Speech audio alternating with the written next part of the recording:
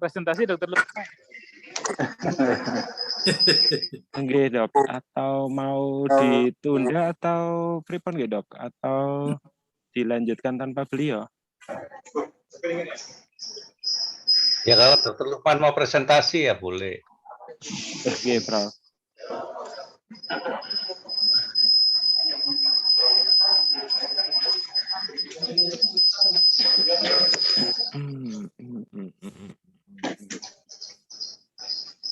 Dok, yang Dokter Warjo boleh dimulai dulu, Dok. Siapin aja, nanti aja. Ini beliau kan mau visit, jadi mungkin nggak turun. Oke, Assalamualaikum warahmatullahi wabarakatuh. Selamat pagi semuanya. Ini Dokter Samuel belum bisa kita hubungi untuk bergabung, tapi kita coba mulai dari topiknya. Kita akan berdiskusi mengenai karsinogenesis dan perubahan molekuler yang terjadi selama proses karsinogenesis. Nah, pengetahuan mengenai karsinogenesis dan perubahan-perubahan molekuler yang terjadi ini sangat penting dalam kita memahami tumbuh dan berkembangnya kanker, karena kalau sebagai dokter dengan memahami ini, kita bisa memproyeksikan alternatif terapi selain dari terapi yang umum diberikan untuk pasien penderita kanker, untuk terapi target mengenai perubahan molekuler yang terjadi pada proses karsinogenesis. Karsinogenesis itu merupakan proses perubahan dari sel normal menjadi sel kanker. Dalam hal ini karsinogenesis itu merupakan perubahan yang secara umum itu berbeda-beda untuk tiap jenis kanker, tetapi secara umum dapat didefinisikan sebagai transformasi dari sel normal menjadi sel maligna. Ini merupakan suatu proses yang berlangsung beberapa lama tergantung dari jenis dan spesifitas dari tumornya. Dari karsinogenesis ini terdapat beberapa faktor dan sangat spesifik untuk masing-masing kanker. Ada yang dipengaruhi oleh paparan lingkungan, misalnya melanoma dengan sinar UV, juga paparan lingkungan karena infeksi virus, misalnya pada kanker serviks, kanker head and neck squamous cell carcinoma, dan juga pada nasopharyngeal cancer. Tapi juga ada kanker-kanker yang berkembang melalui karena adanya predisposisi genetik. Pada umumnya karsinogenesis dibagi menjadi 3 tahap, yaitu inisiasi, promosi, dan progresi. Tahap-tahap ini mencakup mulai dari perubahan morfologi dari sel, kemudian kemampuan untuk berproliferasi, dan progresi ini adalah kemampuan untuk menembus membrana basalis dan kemudian juga menyebar ke tempat lain. Nah, ini adalah contoh proses karsinogenesis dibagi menjadi inisiasi, promosi, dan progresi. Pada tahap inisiasi ini karena ada paparan dari karsinogen yang bersifat genotoksik yang biasanya dapat merusak DNA atau menyebabkan terjadi perubahan DNA. Adanya inisiasi ini menyebabkan sel itu mengalami perubahan atau paparan karsinogenik agen atau agen karsinogenik yang terus-menerus itu menyebabkan sel mengalami perubahan morfologi, biasanya dideteksi sebagai atipia. Kemudian dengan paparan yang terus-menerus itu kita sebut dengan tahap promotion, sehingga sel-selnya ini dapat berproliferasi. Baru kemudian sel dapat masuk dalam kategori invasif apabila dia bisa menembus kapsul atau membrana basalis karena adanya paparan karsinogenik atau perubahan DNA yang tidak dapat di-repair secara terus-menerus. Nah, masing-masing tahap karsinogenesis ini berbeda-beda. Sebagai contoh di sini adalah misalnya pada breast cancer yang biasa dipelajari di bedah onkologi. Nah, ini adalah gambaran dari histopatologinya mulai dari normal morfologi dari ductus lactiferus, kemudian adanya perubahan secara bertahap menjadi benign proliferative change ini, kemudian yang bertahap lebih lanjut akan berubah menjadi atypical hyperplasia. Kemudian dengan sel yang atipik dengan perubahan lebih lanjut menjadi ductal karsinoma in situ dan akhirnya menembus membrana basalis atau membrana basalis dari sel pelapis ductus lactiferus itu menjadi invasif karsinoma. Nah, tahap-tahapan ini berbeda untuk masing-masing tipe breast cancer juga. Ini juga merupakan suatu asumsi dan tidak mesti seperti ini karena ini proses biologi, jadi tidak berlaku 100% pada semua jenis kanker maupun kanker payudara. Nah, pada umumnya melalui tahap-tahap seperti ini. Nah, pada setiap tahap perubahan ini terjadi perubahan, terjadi akumulasi perubahan yang disebut genetik dan epigenetik yang akan kita pelajari atau kita diskusikan dalam sesi ini. Nah, perubahan yang terus-menerus dan saling kemudian terkumpul itu akan disalurkan atau disalurkan kepada sel setelah membelah. Akibat akumulasi yang perubahan yang terus-menerus itulah maka sel tumor mempunyai gain of ability untuk atau mempunyai kemampuan dapatan sehingga dia dapat berproliferasi, menembus membrana basalis dan dia bisa terhindar dari sistem imun. Nah, nanti yang disebut dengan akan masuk dalam hallmark of cancer. Nah, di sini kemudian orang mengelompokkan perubahan-perubahan akumulasi yang terjadi ini menjadi perubahan genetik dan epigenetik. Ini adalah contoh karsinogenesis pada suatu penyakit yang sering dihadapi juga di bedah onkologi, yaitu perkembangan melanoma. Sekitar 25% melanoma pada kutan atau cutaneous melanoma itu 25% berkembang dari nevus pigmentosus yang kemudian berkembang karena paparan UV yang kronis. Tetapi hal itu sepertinya berbeda apabila patofisiologi atau karsinogenesis pada melanoma pada ras Asia. Ini adalah karsinogenesis pada melanoma yang banyak dipelajari dan dilaporkan dari ras Kaukasia yang memang faktor resikonya adalah UVB exposure. Dari normal skin dengan paparan UV ada muncul nevus atau nevus yang sudah ada sebelumnya, kemudian berkembang menjadi perkembangan vertikal dan juga perkembangan horizontal, kemudian dia akan menembus membrana basalis dari membrana basalis kemudian mengalami metastasis. Nah, ini adalah contoh-contoh perubahan yang terjadi, molekuler yang terjadi, apakah bagaimana kulit yang sehat, kemudian muncul nevus atau dari yang sebelumnya sudah nevus, kemudian ada paparan UVB, UVA yang terus-menerus menyebabkan mutasi pada NRAS, BRAF, kemudian berlanjut regional growth pattern, kemudian vertical growth pattern karena ada perubahan genetik yang lain yaitu C3N2A dan P10, juga AKT, kemudian menjadi metastasis karena ada mutasi pada TP53. Ini adalah summary-nya. Selain dari perubahan genetik, juga ada perubahan epigenetik, beberapa gen yang ikut mengalami perubahan. Nah, dalam karsinogenesis, tidak semua perubahan genetik dan epigenetik itu equal perannya, karena satu itu menjadi driver dan satu menjadi passenger. Nah, ini adalah yang penting kita identifikasi mana sih mutasi atau perubahan kunci yang menyebabkan proses karsinogenesis, karena itu yang akan ditarget pada terapi target pada kanker.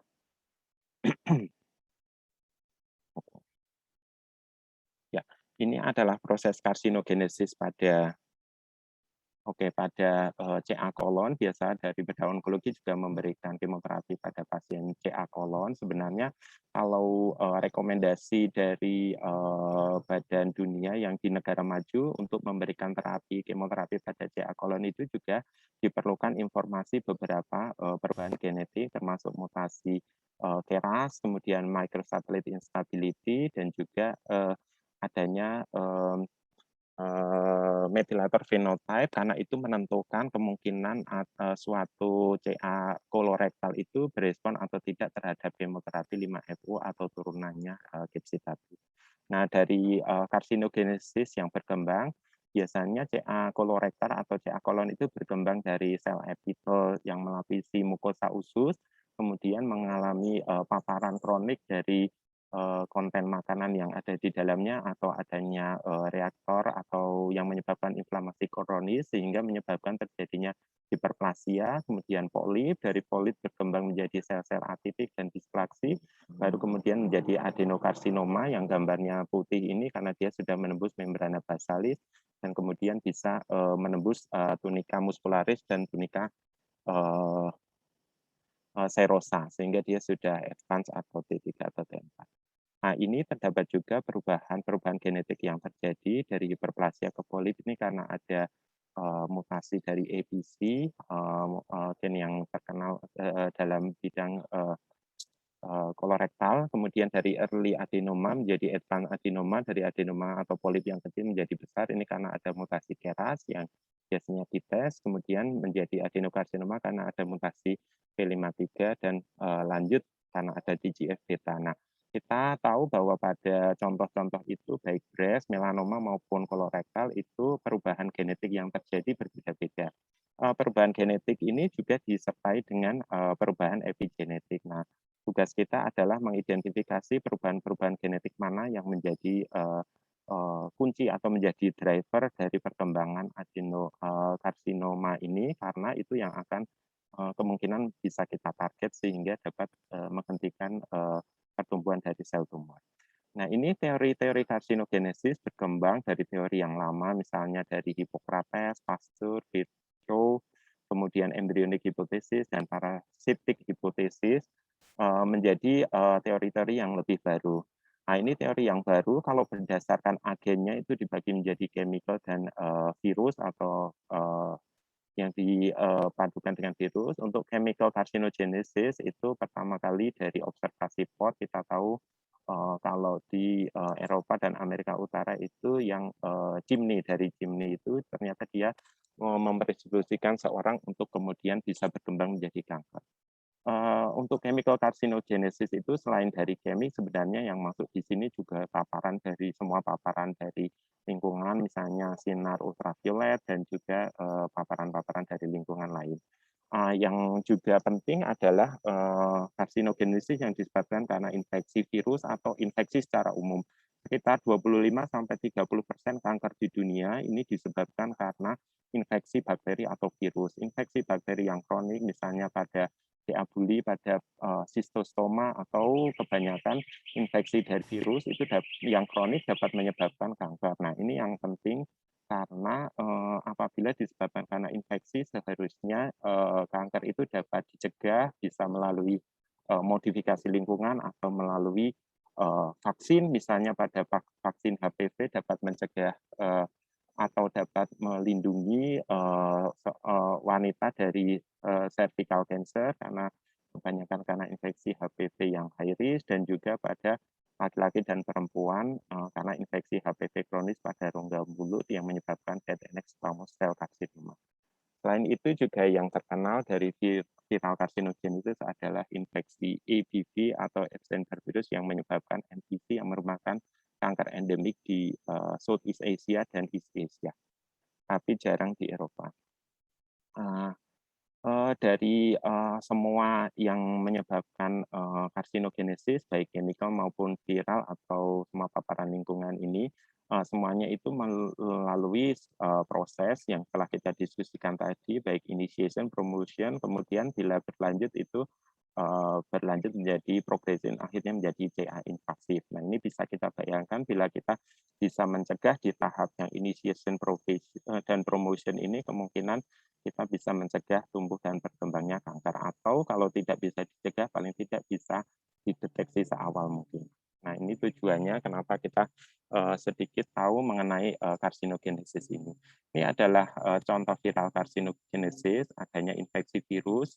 Virus itu sebenarnya bentuk antara benda mati dan benda hidup, karena dia hanya punya materi genetik, baik itu virus DNA atau RNA. Bila di luar sel, dia berlaku seperti benda mati karena dia tidak dapat bereplikasi. Tapi virus yang masuk ke dalam sel host atau sel tempat dia tumbuh berkembang, dia masuk ke dalam sel, kemudian dia bisa menggunakan materi genetiknya itu untuk menghijack atau mengokupai dari sel hostnya itu, menggunakan organela sel hostnya itu untuk tumbuh dan berkembangnya virus. Nah, inilah yang kebanyakan menyebabkan kenapa virus bisa menyebabkan kanker, karena terdapat integrasi materi dari virus ke materi genetik dari sel host itu, kemudian dia digunakan untuk mensintesis protein-protein yang berfungsi untuk tumbuh berkembangnya virus, baik untuk kapsid ataupun untuk komponen nuklearnya. Dengan integrasi ini, dia bisa menyebabkan terjadinya produksi protein virus yang kemudian dapat secara kronik dapat menyebabkan terjadinya kanker karena dia mempengaruhi morfologi sel dan juga kemampuan sel untuk berproliferasi dan tahan terhadap apoptosis, juga menyebabkan terjadinya kerusakan DNA. Beberapa DNA atau RNA virus itu menyebabkan genomic instability melalui intervensi pada transposable element dan juga pada telomer length. Ini 3 contoh virus paling utama yang berperan dalam karsinogenesis, misalnya HBV atau hepatitis B virus, bisa juga HCV dan juga kombinasi dengan HDV.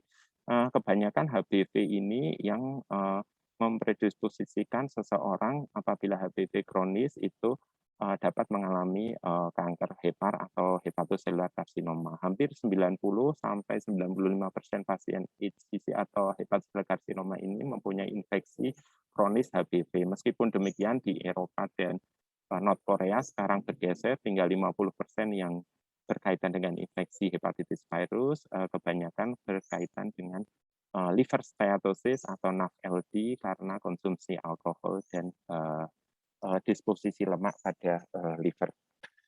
Ini integrasi gen HBV ke dalam sel host atau hepatosit ini dapat menyebabkan perubahan ekspresi berbagai macam protein ini termasuk TERT, MLL4, CCNA. TERT ini merupakan enzim pada telomerase sehingga telomernya tetap panjang dan sel dapat berproliferasi meskipun dia sudah memasuki usia yang harusnya kalau pada sel normal itu sudah tidak berproliferasi lagi. Kemudian integrasi dari HBV ini juga mempengaruhi protein-protein lain yang semuanya digunakan atau dimanfaatkan sel hepatosit untuk tumbuh dan berkembang untuk berproliferasi.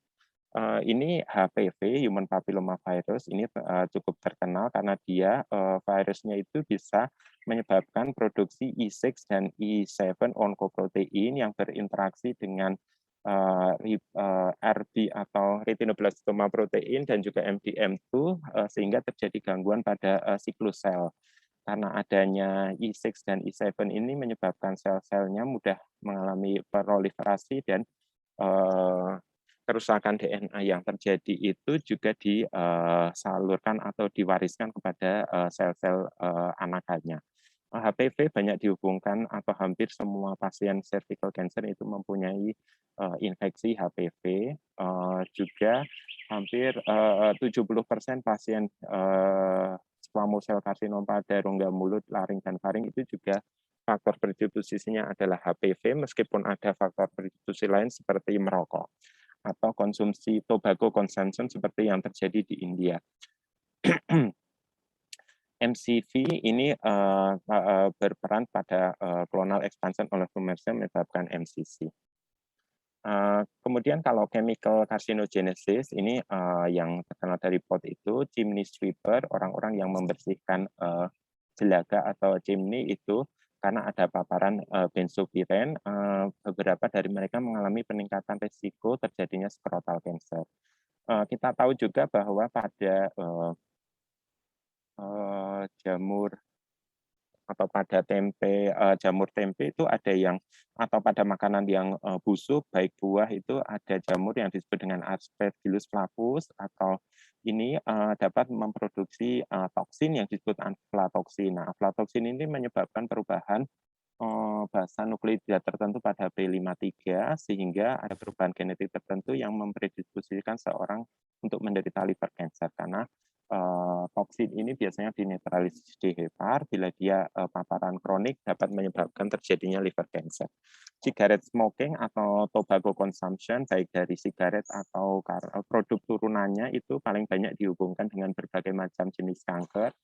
Ini adalah produk-produknya dan beberapa kanker yang berhubungan dengannya termasuk lung, meskipun juga breast cancer atau bladder cancer, semua prostat cancer semuanya berkaitan dengan cigarette smoking. Semakin banyak orang mengkonsumsi tembakau ini, risikonya akan semakin meningkat. Kemudian semua perubahan yang terjadi pada proses karsinogenesis ini kemudian dirangkum oleh Hanahan dan Weinberg menjadi perubahan sel itu menjadi beberapa yang disebut dengan hallmark of cancer. Jadi dengan paparan dari lingkungan, predisposisi genetik dari tubuh manusia itu sendiri, nah itu dirangkum semua perubahannya menjadi 6 kunci perubahan yang pada sel yang dapat menyebabkan kanker, yaitu sustainable proliferative signaling, evading growth suppressor, activating invasive and metastasis, enabling replicative immortality, inducing angiogenesis, dan resisting cell death. Dari perubahan-perubahan yang terjadi itu dapat menyebabkan adanya perubahan dari sistem sel yang masuk dalam 6 kunci ini. Kemudian itu diperbaiki lagi, kemudian pada next generation hallmark of cancer ditambah dengan 4 perubahan ini. Nah, perubahan genetik dan epigenetik yang terkumpul secara terus-menerus itu dapat mempengaruhi 10 fungsi selular utama ini. Kenapa dirangkum menjadi 10 ini? Karena kemudian orang berusaha untuk mencegah berkembangnya kanker melalui 10 mekanisme utama ini. Kalau dari sisi pasien itu sendiri, setelah tadi karsinogenesis dari paparan lingkungan atau lingkungan luar, tiap orang itu juga mempunyai kecenderungan untuk predisposisi atau mengalami peningkatan risiko menderita suatu kanker. Nah, ini disebabkan karena tubuh kita ini terdapat SNP atau komposisi genetik tertentu yang bisa mempredisposisikan kita untuk menderita suatu kanker. Meskipun demikian, tidak semua orang dengan komposisi genetik tertentu akan menderita kanker, karena kanker itu membutuhkan suatu paparan atau interaksi baik genetik maupun epigenetik, paparan lingkungan maupun kemampuan tubuh kita sendiri atau komposisi genetik tubuh kita sendiri. Secara umum untuk perubahan genetik pada kanker itu dibagi menjadi germline mutation dan somatic mutation. Selain itu juga semua kanker itu disebut penyakit genetik karena pada sel kanker itu semuanya ada perubahan genetik. Bukan berarti bahwa semua kanker itu diturunkan, tapi perubahan genetik itu karena ada yang sifatnya germline dan somatic. Germline mutation adalah mutasi yang terjadi pada germline atau sel germ ya. Dalam hal ini kalau pada manusia pada yang diturunkan melalui sperma dan ovum. Nah, jadi dia itu diturunkan pada proses meiosis. Tidak semua orang mempunyai germline mutation ini. Nah, untuk mutasi-mutasi yang hanya terjadi pada sel kanker itu disebut somatic mutation. Jadi bisa kita bayangkan kalau germline mutation, mutasinya itu ada di seluruh sel tubuh kita, karena itu sudah diturunkan dari saat kita lahir, diwariskan pada proses meiosis dari ovum dan sperma dari orang tua kita. Nah, kalau germline mutation itu ada di semua bagian tubuh kita, jadi tesnya itu bisa menggunakan semuanya. Paling gampang dengan darah, karena darah bisa, atau bisa folikel rambut atau mukosa mulut, gitu.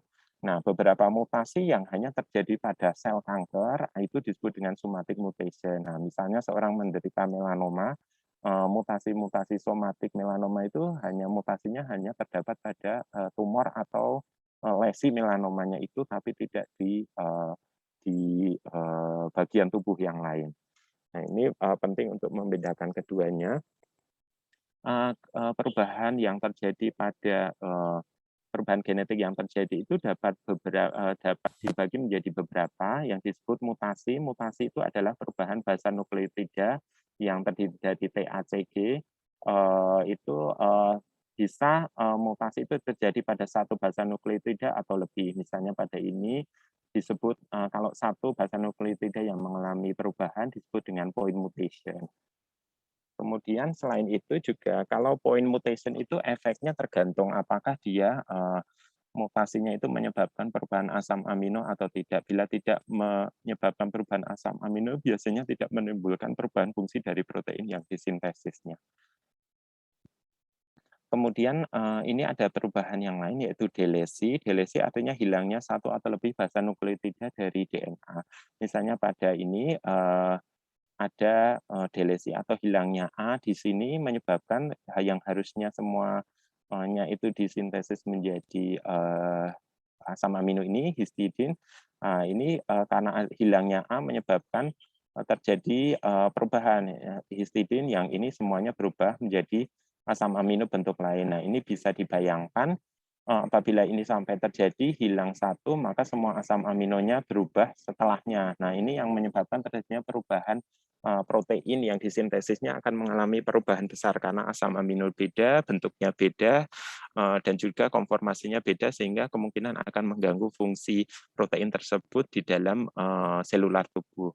Kadang-kadang adanya delesi itu menyebabkan terjadinya trunkasi. Kalau kita mendengar ada mutasi pada BRCA1 atau 2, delesi tertentu atau truncated mutation, kadang ini tidak bisa disintesis lagi sehingga asam aminnya berhenti di sini. Bisa dibayangkan menjadi proteinnya itu menjadi lebih kecil dan tidak berfungsi. Kalau insersi itu kebalikan dari delesi, yaitu adanya penambahan satu asam amino. Misalnya di sini ada penambahan, ini menyebabkan yang semuanya harusnya his, sampai sini ini berubah semua. Adanya penambahan ini juga menyebabkan terjadinya perubahan semua asam amino yang terjadi setelah insersi ini. Nah, paparan lingkungan atau paparan karsinogenik itu bisa menyebabkan mutasi, delesi, atau insersi. Jadi dapat dibayangkan bila itu terus-menerus itu menyebabkan semua protein-proteinnya itu dapat mengalami perubahan dan mengalami gangguan. Yang sering juga terjadi terutama pada pasien-pasien keganasan hematogen itu adalah translokasi. Ini contohnya adalah Philadelphia kromosom atau translokasi dari kromosom 9 ke 22. Kalau berdiri sendiri, BCR dan EBL itu tidak menyebabkan aktifnya tyrosine kinase secara terus-menerus. Jadi dia aktif, kalau diaktifkan saja, misalnya ada sinyal pertumbuhan atau tidak. Apabila ada kromosomal break, kemudian terjadi translokasi, BCR ini bisa, jadi ini ditukar, ini yang dari 22 ini ke sini, yang EBL ini ke sini. Bersatunya BCR-ABL ini menyebabkan aktifnya tyrosine kinase yang terus-menerus. Ini sering terjadi atau ditemukan pada pasien dengan CML atau chronic myeloid leukemia yang menyebabkan terjadinya atau aktifnya BCR-ABL ini. Nah, ini yang akan menjadi target bila kita memberikan terapi pada CML. Meskipun ini khas pada CML, hampir 80-90% ada BCR-ABL, translokasi 922 ini juga ditemukan pada jenis-jenis leukemia yang lain. Meskipun frekuensinya tidak sebesar pada CML. Perubahan genetik yang bisa terjadi kalau tadi perubahan asam atau basa nukleotida pada satu atau beberapa, kemudian translokasi bisa juga terjadi pada seluruh atau sebagian dari kromosom. Misalnya ini adalah kromosom, kemudian ada delesi satu atau beberapa segmen sehingga seperti ini akibatnya dari pasien tersebut mengalami kekurangan materi genetik yang ini sehingga dia ada defect. Bisa juga terjadi duplikasi, misalnya satu sisi ini mengalami duplikasi, kalau ini banyak onkogen, maka pasien dapat mengalami produksi yang berlebihan. Inversi ini adalah terjadi perputaran atau trisomi, ini biasa menyebabkan terjadinya gangguan tertentu, misalnya sindrom Down atau sindrom-sindrom yang lain, dan mereka biasanya mempunyai predisposisi untuk menderita kanker tertentu yang lebih tinggi, terutama kanker hematogen. Microsatellite instability, kita tahu bahwa semua gen yang ada di dalam tubuh kita ini dijaga oleh DNA repair gene, sehingga apabila ada paparan lingkungan yang sedikit atau banyak, adanya mutasi, itu akan segera di-repair. Nah, microsatellite instability ini merupakan pada awalnya adalah jadi istilahnya microsatelit, ada bagian-bagian DNA di dalam tubuh kita atau di dalam kromosom itu yang berulang secara tertentu, dan dia biasanya pengulangannya itu adalah sangat individualistik tiap orang, tergantung yang diwariskan dari bapak dan ibu kita masing-masing. Karena adanya defek atau tidak berfungsinya tumor DNA repair protein atau protein yang berperan dalam DNA repair menyebabkan perubahan adanya duplikasi atau adanya delesi pada satelit-satelit ini itu tidak bisa di-repair dengan baik, sehingga pada penderita kanker atau somatik itu dapat mengalami terjadinya microsatellite instability. Jadi terjadi perubahan. Ini misalnya pada keadaan normal, BAT26 ini adalah marker dari salah satu marker untuk microsatelit. Ini juga, nah ini karena adanya defek dari repair gene itu dia menjadi yang harusnya jumlahnya sekian menjadi 2 kali, dan ini menjadi seperti ini. Nah, ini disebut dengan microsatellite instability positif. Ini pada sel yang normal, ini pada sel tumor. Kalau misalnya bingung, biasanya pasien itu diekstraksi sel tumornya, diekstraksi dari darah pasien yang sama. Nah, itu kemudian kita bandingkan, dilakukan PCR untuk marker ini dan marker ini, di-load di sequencing, nanti kita bandingkan. Berarti pada pasien ini ada microsatellite instability di DS123 dan FAT26. Nah, ini merupakan informasi yang penting sekali, terutama pada pasien dengan colorectal cancer, karena dapat digunakan untuk menentukan kira-kira terapi apa yang paling tepat bila ditemukan microsatellite yang high atau low. Secara umum, gen-gen yang berperan dalam karsinogenesis itu kemudian dibagi menjadi onkogen dan tumor supresor gen.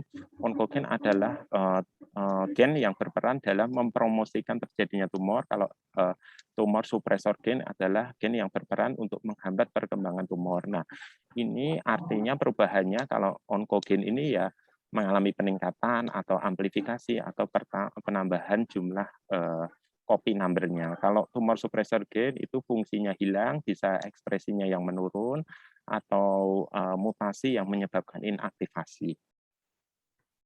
Nah, ini adalah contohnya. Kalau tumor supresor gen itu seperti rem, kalau onkogen ini seperti gasnya. Jadi sel-sel pembelahan sel itu tidak dapat direm atau gasnya ditambah. Jadi dia lebih banyak daripada sel-sel normal di sekitarnya. Dengan mempelajari perubahan genetik pada kanker, itu kita dapat menentukan atau kira-kira terapi apa yang tambahan biasanya pada penderita kanker itu. Misalnya ini contohnya. Ini adalah gen skematik gen EGFR atau epidermal growth factor reseptor dari epidermal growth factor. Dia biasanya untuk growth factor itu letaknya di membran ya. Ini adalah contoh membran sel, ada bagian yang di luar, ada bagian yang di dalam atau sitoplasma. EGFR atau faktor pertumbuhan yang lain itu dia akan aktif apabila dia berikatan dengan growth hormone atau yang sesuai dengan dia. Misalnya EGFR ya berarti dengan growth hormone untuk EGFR, atau GF fibroblast growth factor juga ada faktornya. Nah, growth hormone itu biasanya muncul apabila ada signal kerusakan pada sel. Misalnya selnya orang mengalami kecelakaan, ada kulit yang terkelupas, nah itu baru growth factor untuk mengganti kulit itu akan ada, dan dia berusaha mengganti kulitnya. Atau misalnya ada kerusakan sel-sel kulit karena paparan sinar matahari, itu memunculkan adanya growth factor ini, dan apabila sudah bisa di-repair sel yang rusak itu, growth hormonnya itu akan disupresi dan tugas dia akan berhenti. Tapi pada keadaan tertentu, growth factor ini dapat mengalami aktivasi yang terus-menerus yang kemudian menyebabkan kanker. Biasanya apabila dia berikatan dengan growth hormone, dia dua unit dari EGFR ini akan mendekat, kemudian terjadi autophosphorylation.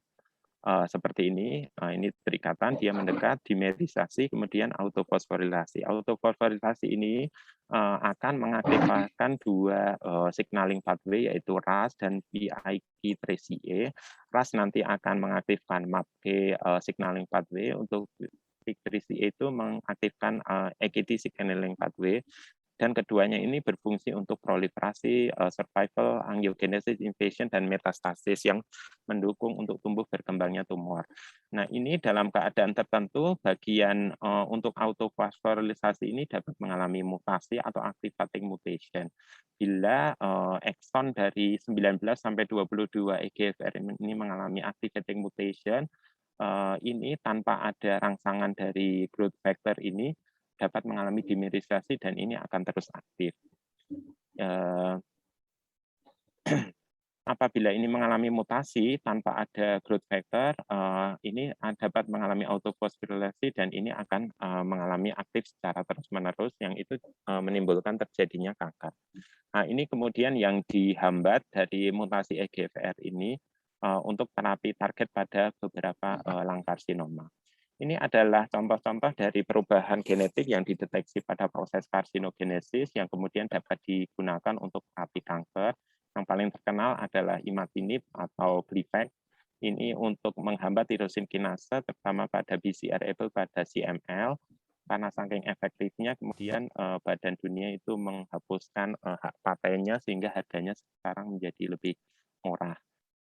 Imatinib ini juga dapat tidak hanya khusus pada BCR-ABL, ternyata dia bisa menghambat tirosin kinase di tempat lain, misalnya pada KIT atau SEKIT ya, SEKIT atau terkenalnya CD117. Jadi kalau kita ketemu pasien di poli dengan GIS atau gastrointestinal stromal tumor, kita biasanya cek CD117 atau cek amplifikasi dari SEKIT ini. Kalau meningkat pada ini bisa kita memberikan terapi imatinib. Meskipun demikian, kalau tidak meningkat pun CD117 atau SEKIT ini bisa terjadi mutasi. Jadi kelemahannya kalau kita mengandalkan IHC, kadang IHC-nya nggak meningkat, tapi sebenarnya ini ada mutasi. Kalau di luar negeri biasanya dicek IHC SEKIT atau CD117 juga mutasinya. Jadi yang mutasi atau mengalami peningkatan boleh mendapatkan imatinib. Pada pasien GIS ini cukup efektif untuk menghambat pertumbuhannya, baik itu yang unresectable atau misalnya pada GIS yang masih ada margin yang tidak bebas tumor untuk mengendalikan penyakitnya. Imatinib ini atau Gleevec ini juga pada mutasi pada PDFGR, misalnya pada beberapa penyakit ini, termasuk di dalamnya sebenarnya kalau yang di bedah onkologi sering ditemukan adalah di FSP ini, dermatofibrosarkom protuberans. Nah, kalau ada hasil ini, ada mutasi pada PGFR, bisa diberikan terapi imatinib dan cukup efektif. Nah, ini yang kita diskusikan tadi, adanya mutasi EGFR itu menyebabkan autofosforilasi yang terus-menerus atau constitutively aktif dari EGFR. Ini bisa dihambat oleh gefitinib atau Iressa. Lung cancer sudah approved oleh FDA. Bevacizumab itu untuk menghambat VEGF ligand pada colorectal cancer, meskipun pada breast cancer ini tidak efektif. Ini adalah contoh-contoh lain apabila kita mengetahui perubahan genetik atau perubahan ekspresi dari beberapa protein ini terdapat beberapa terapi target yang sekarang sudah diterima atau berkembang. Termasuk di dalamnya ada melanoma, ini biasanya dihambat bila dia ada mutasi BRAF itu atau NRAS, BRAF-NRAS itu rekomendasinya kalau melanoma sebaiknya operasi sampai batas bebas tumor dengan tanpa diseksi limfonodi di sekitarnya. Bila ada pilihan pertamanya adalah kemudian terapi imunologi, bila tidak bisa dengan menggunakan anti tirosin kinase, anti BRAF, anti NRAS digabung, yaitu debrafinib dan srefinib. Ini juga perubahan-perubahan genetik yang lain yang bisa dilakukan terapi. Ini cuma untuk memberikan contoh apabila kita bisa memahami atau mengetahui proses karsinogenesis dan perubahan genetik yang terjadi di dalamnya. Ini kita bisa memberikan intervensi atau terapi spesifik tertentu setelah terapi utama dari berbagai jenis kanker itu. Kemudian sisi lain selain perubahan genetik adalah setiap karsinogenesis itu juga ada disertai dengan perubahan epigenetik. Epigenetik itu kebalikannya dari genetik. Kalau genetik ada perubahan basa nukleotida di komposisi DNA-nya. Kalau epigenetik tidak ada perubahan basa nukleotida. A, T, C, G itu tidak ada perubahan urutannya, tetapi tanpa ada perubahan itu bisa menyebabkan terjadinya perubahan fenotip dari sel atau perubahan dari sifat sel itu. Nah, epigenetik itu ini definisinya stable alteration dari gene expression atau perubahan yang stabil pada ekspresi gen atau fenotip dari sel tanpa ada perubahan materi genetiknya. Jadi tidak ada mutasi, tidak ada translokasi, tidak ada delesi, tidak ada amplifikasi, tapi tiba-tiba fungsinya berubah. Nah, kenapa bisa berubah? Nah, di situ ada mekanisme epigenetik yang paling sering dipelajari, metilasi DNA, histone modifikasi, positioning nukleosom, dan yang lagi ngetren juga adalah non-coding RNA. Ini adalah gambarannya. Ini kromosom, dia ada materi DNA di situ. Materi DNA itu tersusun oleh materi genetik yang urutan TACG itu, kemudian dia dipilin, di dalam pilinan itu terdapat histon, seperti ini protein histon, dia ada tail-nya. Nah, tail dari protein histon itu yang disebut histone modification, dia bisa mempengaruhi kelonggaran dari kromosom ini. Jadi kalau ada gen-gen yang mau diaktifkan, kromosom ini menjadi longgar, terbuka, sehingga ada protein-protein yang bisa masuk, terutama faktor transkripsi atau transcription factor, sehingga dia bisa bekerja dan mengaktifkan DNA-nya, kemudian terjadi sintesis protein. Nah, kelonggaran dari kromosom, bentuk kromosom itu dipengaruhi oleh metilasi DNA, histone modification, dan juga non-coding RNA ini. Jadi, meskipun tanpa ada perubahan urutan basa, epigenetik ini bisa mempengaruhi ekspresi suatu protein dan juga mempengaruhi fenotip dari sel. Bisa dibayangkan apabila di daerah situ itu misalnya tumor suppressor gen, kemudian di situ aksesnya itu ditutup sehingga dia memadat terus, tidak ada transcription factor, menyebabkan tumor suppressor gen itu tidak dapat disintesis sehingga seorang itu mudah terkena atau mudah menderita kanker. Nah, ini untuk mempelajari DNA metilasi, kita bahasa nukleotida penyusun DNA pada manusia itu hanya ada 4, A, adenin, sitosin, guanin, dan timin. Pada manusia, sitosin yang berdekatan dengan guanin ini yang bisa mengalami, C-nya ini mengalami metilasi atau penambahan gugus metil pada C. Pada basa nukleotida lain tidak bisa, hanya C yang dekat G ini yang bisa mengalami metilasi. DNA metilasi ini kita tahu bahwa dia itu mengatur banyak hal, termasuk memori dari otak kita itu ternyata dipengaruhi oleh metilasi. Jadi ada metilasinya yang methylation, demethylation itu mempengaruhi selular memori, juga memori otak. Kemudian pola metilasi ini juga bersifat diturunkan dan biasanya bertambah bila usia kita bertambah karena paparan lingkungan.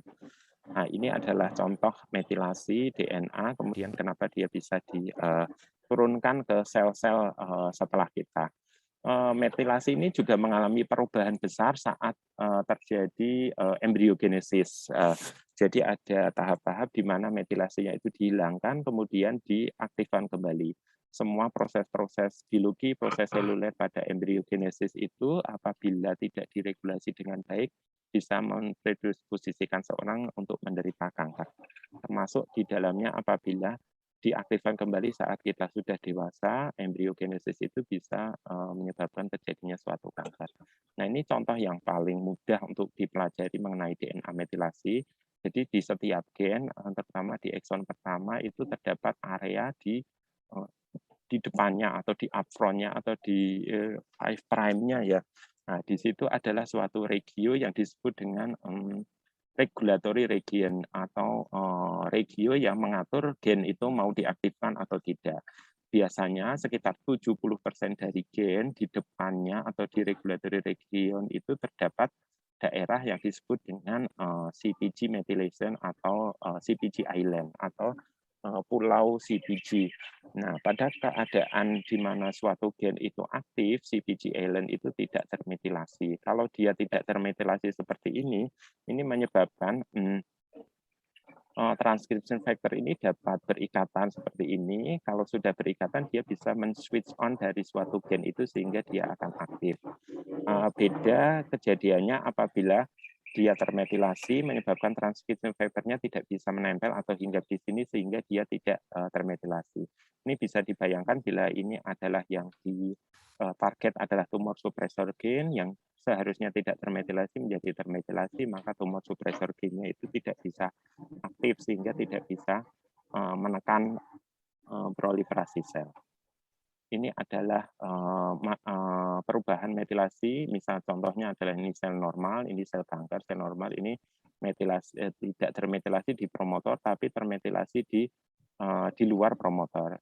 Berbeda dengan cancer cell pada umumnya termetilasi pada promotor tapi tidak termetilasi pada body dari gen itu. Akibat dari perubahan ini, sel dapat masuk ke sel cycle, dapat menghindari apoptosis, defek pada repair, angiogenesis, dan lain-lain. Juga kalau terjadi pada ini, terjadi defek imprinting, ini bisa kita pelajari lebih lanjut mengenai loss of imprinting.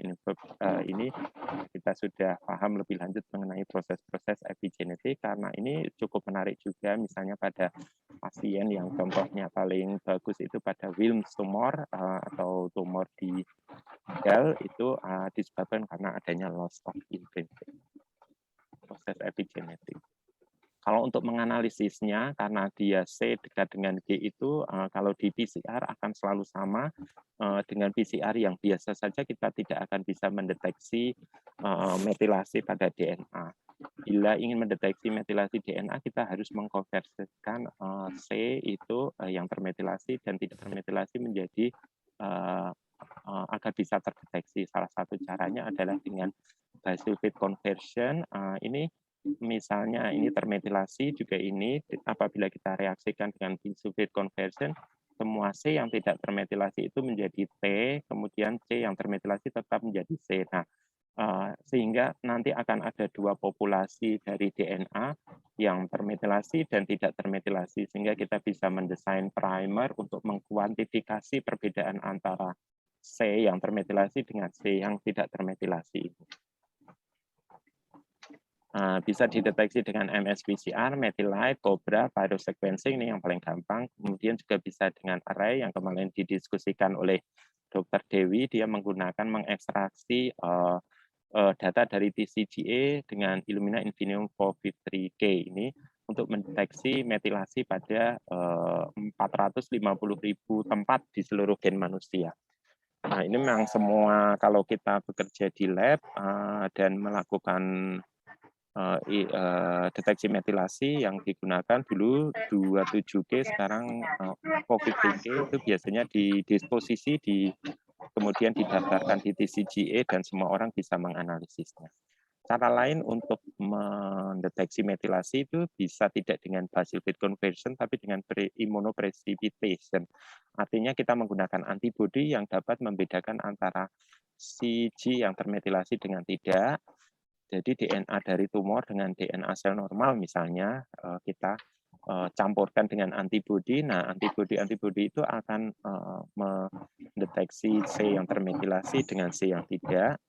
Nah, ini misalnya yang termetilasi ini dia akan ditangkap antibodi, nanti akan dipresipitasikan karena dia akan lebih berat sehingga terpresipitasi. Nah, kalau sudah terpresipitasi, yang termetilasi itu kita analisis lebih lanjut dengan MEDIP atau NGS atau array atau 450 atau 27K DNA methylation dari Illumina. Dengan mempelajari metilasi ini, kita juga dapat mempelajari banyak hal ya, termasuk di dalamnya kalau misalnya ada pasien contohnya ini adalah beberapa obat anti metilasi. Jadi fungsinya adalah untuk demetilasi. Beberapa pasien itu terutama keganasan pada hematologi itu mengalami hypermethylation.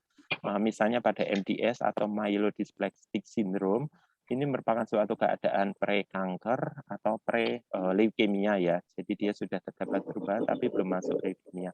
Pasien yang dengan MDS ini berisiko tinggi untuk progres menjadi leukemia. Nah, pasien dengan MDS ini itu biasanya beberapa DNA-nya itu mengalami metilasi, dan ini bisa diterapi dengan azacitidin atau decitabin. Ini sudah di-approve oleh FDA dan menjadi salah satu obat utama untuk MDS ini yang rutin diberikan.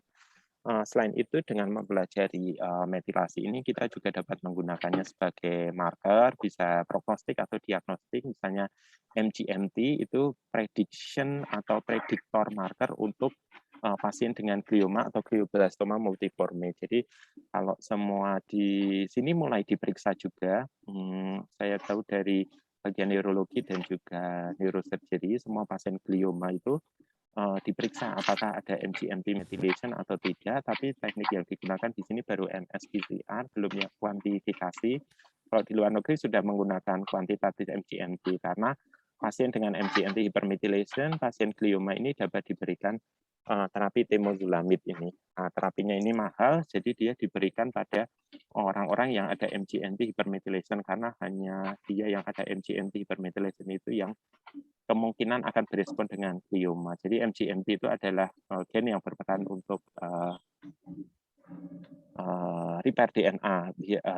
Karena dia termetilasi, dia tidak bisa berfungsi dengan baik. Nah, dengan pemberian temozolomid ini biasanya responnya baik pada glioma.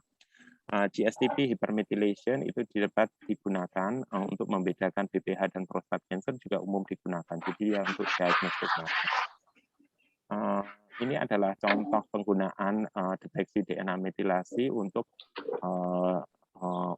mengklasifikasikan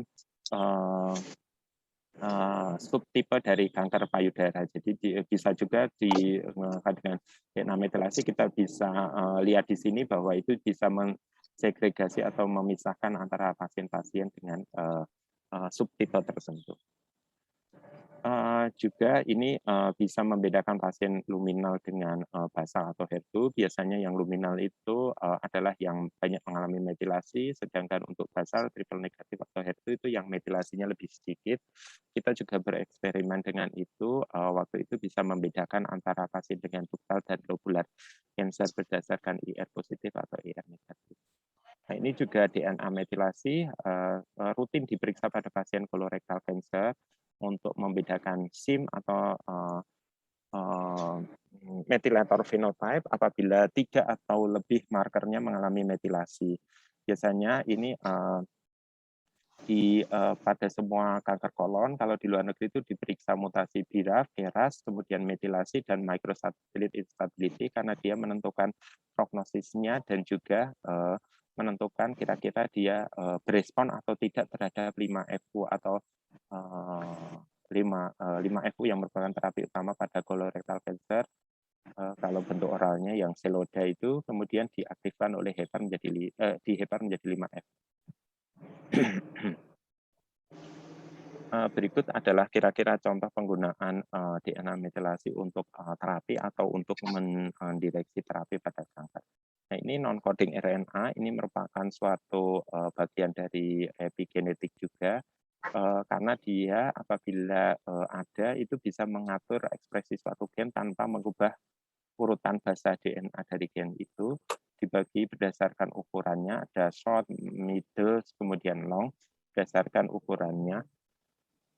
Intinya bahwa dia itu misalnya ukuran kecil mikroRNA disintesis seperti gen biasa, tapi dia itu tidak ditranslasikan menjadi protein. Jadi untuk non-coding RNA ini merupakan deviasi dari dogma sentral biologi, karena tanpa diubah menjadi atau ditranslasikan menjadi protein, dia sudah bisa mengatur kehidupan atau mengatur sifat dari sel. Nah, ini sintesisnya mikroRNA dari gen mikroRNA jadi primordial mikroRNA, dia dipotong oleh glosa yang tadinya seperti jepit rambut berikatan menjadi satu, kemudian ditransportasikan dari inti sel ke sitoplasma.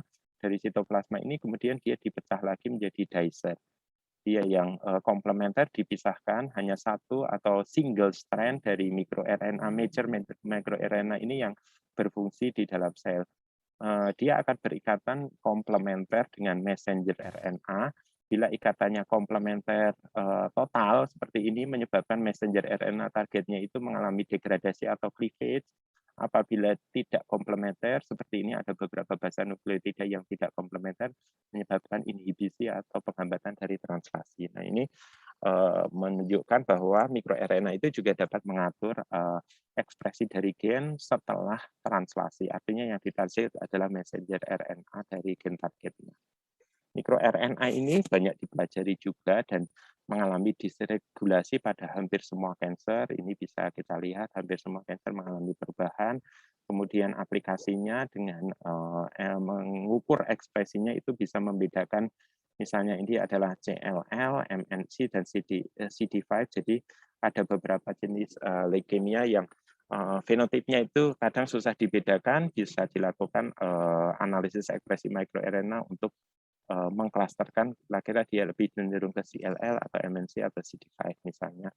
Kemudian juga bisa membedakan tiap-tiap jenis kanker itu ekspresinya berbeda-beda seperti ini, misalnya ini breast, lung, kolon, prostat, pankreatik, stoma. Ini bisa kita bayangkan apabila kita menemukan suatu unknown primary tumor, kemudian diperiksa, mungkin kita bisa mengarah ke arah mana sih kira-kira tumor primernya.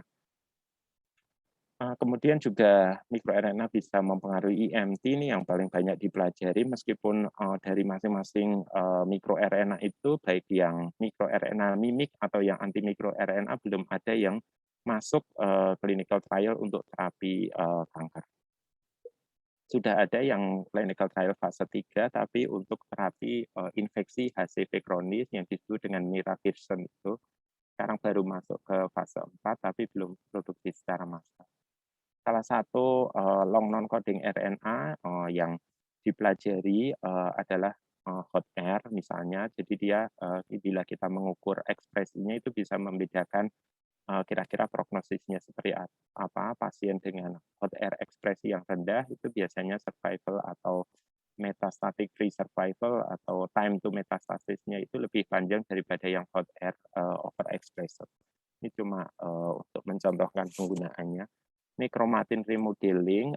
Remodelingnya itu dipengaruhi oleh histone modification. Jadi apabila kita mengukur atau mengetahui modifikasi apa pada tail dari histone itu, kita bisa mempelajari mana kira-kira gen yang akan aktif dan mana yang akan tidak diaktifkan. Ini adalah contoh long non-coding RNA disebut dengan hotip, bagaimana dia dapat menghambat ekspresi dari berbagai gen termasuk CCNT1 non-coding RNA. Histone modification ini adalah tail-nya, dengan tail yang macam-macam itu dia mempengaruhi konformasi dari DNA yang dililit di depannya, sehingga mempengaruhi akses dari transcription factor atau faktor transkripsi untuk men-switch on atau switch on dari ekspresi gen itu. Ini berbagai macam modifikasi dari histone, ada asetylasi, fosforilasi, ubiquitination, kemudian juga acetylation ini yang banyak. Masing-masing posisi histone itu mempengaruhi apakah dia H3, H2B, H2A, H4, masing-masing mempunyai efek aktif atau represi tergantung dari modifikasinya dan juga letak histonnya. Ini kira-kira penggunaan epigenetik atau perubahan deteksi epigenetik untuk mentarget atau mengidentifikasi suatu agen itu apa kira-kira berguna atau tidak untuk terapi suatu kanker. Nah, ini memang sekarang banyak juga dicoba dicari dengan metode small interference screen ini, kira-kira obat-obat atau perubahan epigenetik apa sih yang bisa kita gunakan untuk terapi kanker. Ini adalah yang saat ini masih dalam perkembangan, ada yang sudah masuk preklinis, ada clinical trial, dan ada yang sudah FDA approve atau sudah diterima FDA. Ini adalah penghambat dari DNMT1 yang kita kemukakan tadi, azacitidin, desitabin, itu sudah diterima untuk terapi MDS, kemudian ICDEC, Tanisosa, dan romidistin ini juga sudah diterima untuk terapi yang masih ini juga sudah diterima JIC2 atau reservasi ini.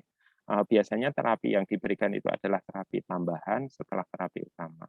Untuk yang ini masih clinical trial, masih menunggu hasil-hasilnya.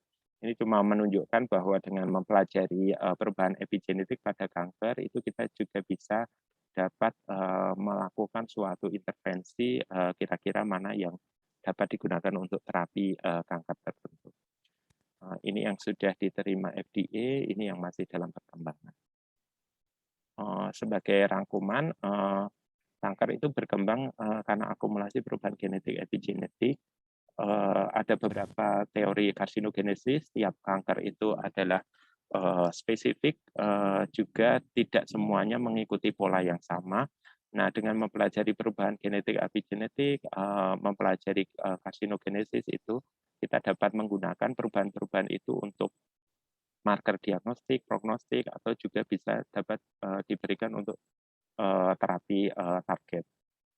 Epigenetik, perubahan epigenetik itu biasanya terjadi lebih banyak frekuensinya dibandingkan dengan genetik, bisa berupa metilasi, non-coding, atau histon modifikasi. Kemudian juga bisa digunakan untuk marker ataupun untuk terapi target. Jadi baik genetik, epigenetik, keduanya itu memberikan manfaat apabila kita bisa memahaminya dan menggunakannya dengan baik. Begitu dokter, kira-kira dari saya mungkin ada yang ingin didiskusikan atau ditanyakan.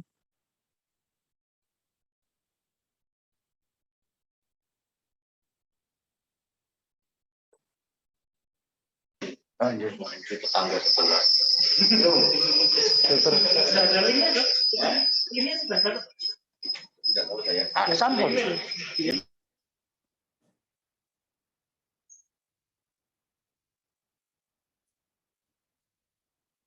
Ya, pagi Dr. Lukman.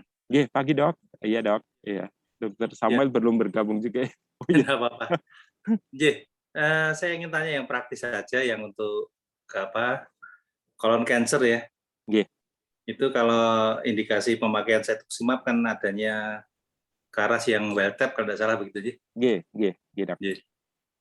Itu gimana kira-kira tinjauan dari ininya, genetiknya? Oh iya dok. Tadi ada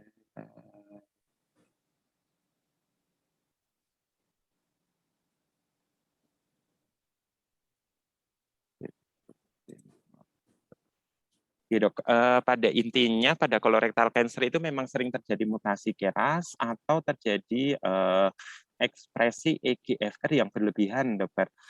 Pada ekspresi EGFR yang berlebihan itu bisa diberikan terapi target cetuximab atau antibodi anti EGFR pada kanker kolorektal yang EGFR-nya itu meningkat. Tetapi dari signaling pathway ternyata ada interaksi antara EGFR dengan KRAS itu. Jadi apabila EGFR-nya dihambat tapi KRAS-nya mengalami mutasi, kemungkinan signaling pathway-nya itu akan tetap aktif. Jadi untuk pemberian EGFR itu diberikan hanya pada pasien yang KRAS-nya negatif, dokter. Coba ini ya dok.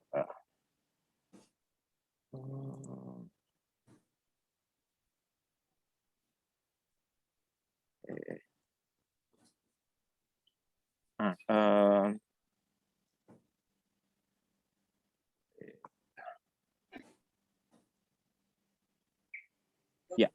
Nah, ini tapi ini EGFR dokter, pada EGFR itu kan dia signaling pathway-nya seperti ini. EGFR bila dia aktif itu mengaktifkan RAS, PIK3CA, MAPK, AKT1. Kalau dia EGFR-nya pada kolorektal itu ekspresinya meningkat, nah dia akan berusaha dihambat oleh monoklonal antibodi anti EGFR atau cetuximab ini. Tetapi ini bisa terhambat di sini. Nah, sehingga harapannya signaling ini itu akan terhenti ya. Tetapi itu akan jadi masalah. Misalnya kita antibodi anti EGFR itu dihambat di sini, tapi ternyata RAS-nya atau KRAS-nya itu mengalami mutasi. Nah, ini dihambat, kalau ini mutasi itu ini akan tetap jalan proliferasinya. Jadi untuk pemahaman ini antibodi monoklonal antibodi ini hanya diberikan pada pasien yang mutasi KRAS-nya negatif, dokter. Itu dokter kira-kira menjelaskannya, dok. Oh, terima kasih. Dok. Terima kasih.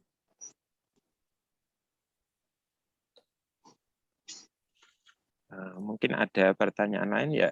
Ya, terima kasih banyak Dokter Kunta untuk itu ya. Jadi kita memang kalau bisa mengetahui signaling atau ini bisa memberikan terapinya itu bisa jadi lebih baik. Cetuximab misalnya itu kalau ada mutasi di sini, ini nggak ada gunanya diberikan antibodi ini karena ini akan tetap aktif. Seperti itu contohnya. Jadi yang karasnya negatif ya? Nggih, Dok. Hanya diberikan pada yang KRAS negatif, Dokter. Terima kasih, Dokter Lukman. Sama-sama, Dok. Maaf, Dokter Lukman. Dok. Silakan, Dok. Oh, saya apresiasi bagus sekali ini.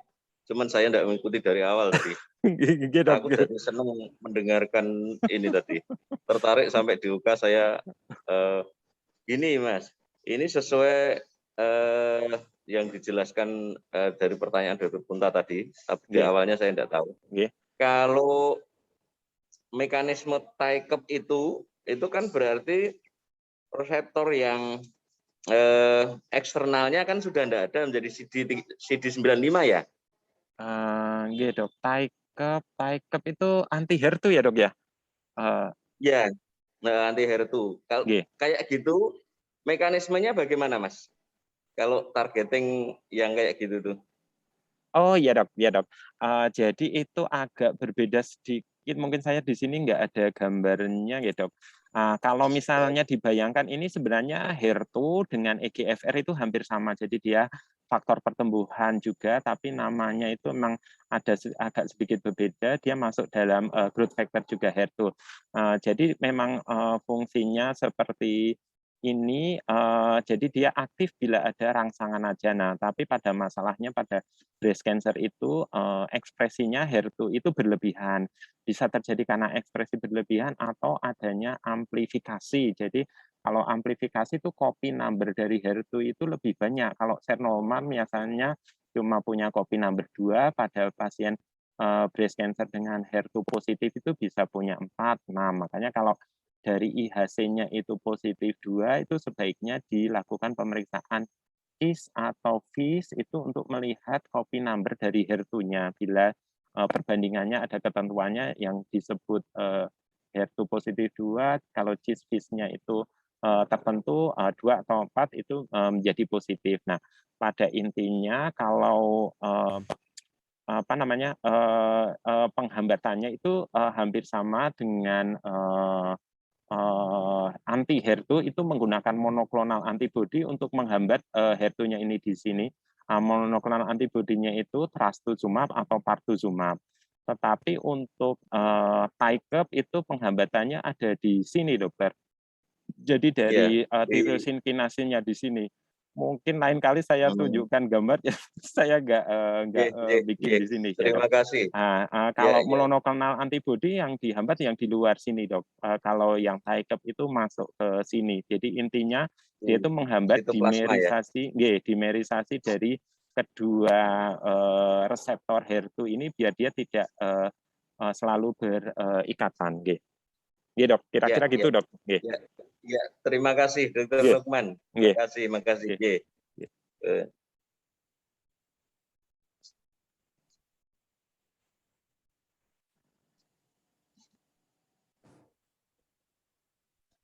Mohon izin Dr. Lukman, apa boleh materinya ini di-share ke kita?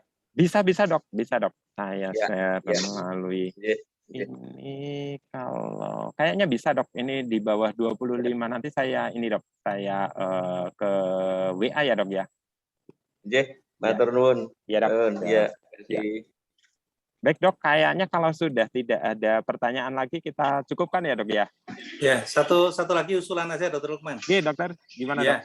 Jadi untuk biomol itu kalau kita bicaranya basic tools itu kan agak berat ya. Dok. Sesekali kita yang applied seperti misalnya. Iya. Iya Dok, setuju Dok. Applied itu dibicarakan sehingga kita tahu pasti kenapa kita memberikan anti itu, memberikan cetuximab seperti itu misalnya. Iya Dok, bisa Dok. Misalnya dari signaling pathway yang kalau di breast cancer untuk mTOR inhibitor atau CDK4/6 kenapa hanya diberikan pada misalnya yang ER positif, HER2 negatif aja gitu, bisa dok kita misalnya itu dari signaling pathway PIK3CA atau ini kemudian langsung aplikasinya gitu nggih dok ya, kira-kira ya dok? Ya untuk peletnya lah supaya ada selingannya gitu. Iya dok, biar ya memang kalau klinis sih kan pengen tahu apa sih gunanya gitu dok. Ya, ini beberapa saya coba sisipkan biar tidak boring apa penggunaannya kira-kira di klinis seperti apa gitu dok. Terima kasih, itu aja Dr. Lukman. Baik dok. Baiklah, mungkin kalau tidak ada pertanyaan atau diskusi lebih lanjut, kita cukupkan sekian untuk diskusinya kali ini. Terima kasih banyak. Semoga ilmunya bermanfaat untuk kita semua. Terima kasih. Assalamualaikum warahmatullahi wabarakatuh. Terima kasih, Dr. Lukman. Terima kasih. Ini masih ada acara lagi ya? Masih ada RTD ini baru, ini sudah ada linknya. Monggo kalau yang ini, kalau yang sudah ini bisa pakai link yang baru kalau nggak salah. Viva ya dok ya. Saya N ya dok ya. Saya ini bisa pakai Viva, bisa pakai Zoom juga.